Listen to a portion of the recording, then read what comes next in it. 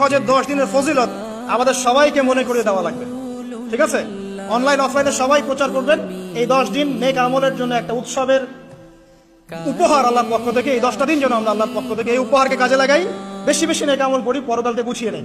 তারপর ইনশাআল্লাহ আল্লাহ পাক এরকম কিছু অকেশন সৃষ্টি করে দিয়েছে, এমন কিছু উৎসব আল্লাহ পাক সৃষ্টি করে দিয়েছেন যেখানে মানুষ আমল গুছিয়ে আবারও আল্লাহর পথে ফিরে আসতে পারে। আমার কথা কি বোঝা যাচ্ছে? ঠিক এরকমই একটা উৎসব হচ্ছে, একটা অকেশন হচ্ছে আমলের উৎসব, সেটা হলো এই জিলহজ মাসের প্রথম 10 দিন।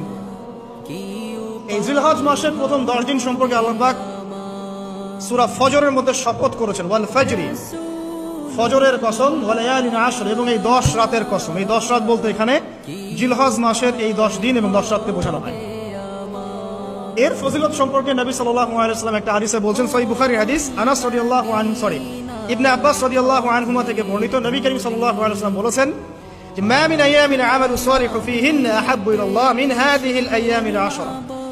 আল্লাহ পাকের কাছে এই 10 দিন অর্থাৎ জিলহজ মাসের প্রথম 10 দিনের নেক আমল যত বেশি প্রিয়, আল্লাহর কাছে জিলহজ মাসের প্রথম 10 দিনের নেক আমল যত বেশি প্রিয়, অন্য কোনো আমল এত বেশি প্রিয় না।